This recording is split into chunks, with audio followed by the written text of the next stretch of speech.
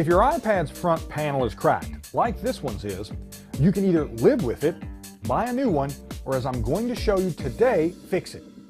Just remember that this isn't something you should do if you have an Apple Care Plus or other warranty that covers accidental damage. Also, I encourage you to watch my video on what to know before trying to fix a smartphone or tablet. It will help you decide if you should tackle the repair yourself or just take your iPad to a shop. And lastly, understand that by following the instructions in this video, you do so at your own risk. Before you begin, you'll need to get the necessary replacement parts and tools.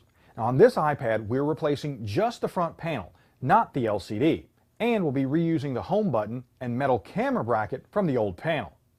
Now, you can buy replacement panels online between $50 and $150. Just be sure you buy the right one for your iPad. And depending on where you buy the panel, it may come with pre-cut adhesive strips. If it doesn't, you'll need to buy them or cut your own strips from double-sided tape.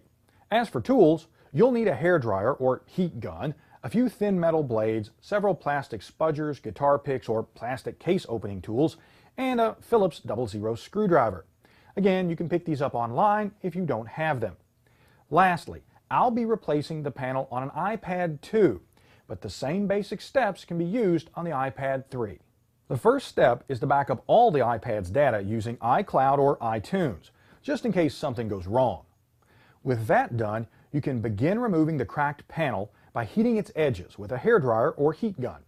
This loosens the adhesive that holds the panel to the case. Heat a small area of the panel until you can easily insert a thin tool between the panel and the case and gently pry them apart. If the panel doesn't easily come away from the case, keep heating the area. Also, take care not to insert the tool too far into the iPad. Doing so can damage the LCD and other internal components. Once you've created a small gap in one area, work your way around the edge, heating and prying as you go. You'll need to leave placeholders, like this spudger, in the separated sections to prevent the panel and case from sticking back together. You'll also need to be very careful when working to the right of the home button. The Wi-Fi antenna is attached to the panel here, and you'll need to gently pry it loose without damaging it. And although we're not really worried about breaking the panel anymore, take care around the bottom left corner. The panel's digitizer cable is located here, and you don't want to damage any other internal components by carelessly yanking it loose. With the panel separated from the case, we need to disconnect it from the main circuit board. Unfortunately, the connector is located under the LCD, so remove the display's 4 Phillips screws and lift it away from the case, holding it along the right edge and folding it over along the left. Then disconnect the LCD connector from the main board and set the display somewhere safe. We can now disconnect the broken panel.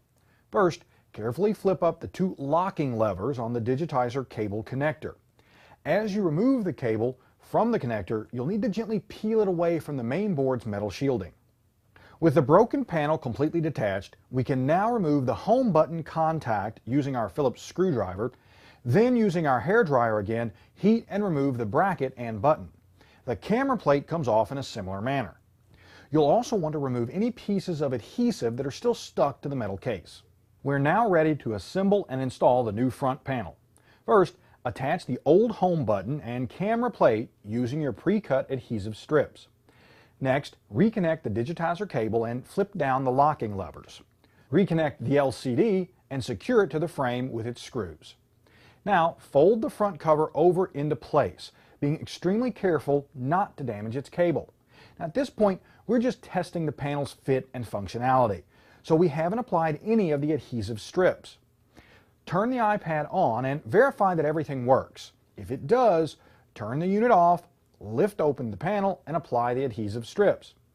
Now, before closing the panel for hopefully the last time, carefully inspect the LCD and inside of the panel for dust. If you see any, gently remove it using a microfiber cloth or puff of air.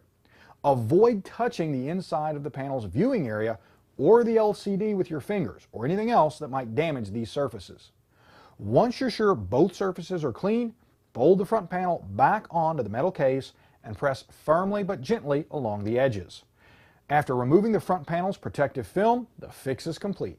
Now, I'm not going to lie, this is a tough fix, but if done right, it can breathe new life into a broken iPad. Now, if you have questions about this fix or any of my cracking open videos, you can contact me through Twitter.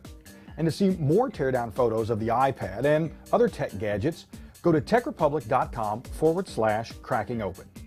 For CNET and Tech Republic, I'm Bill Detweiler.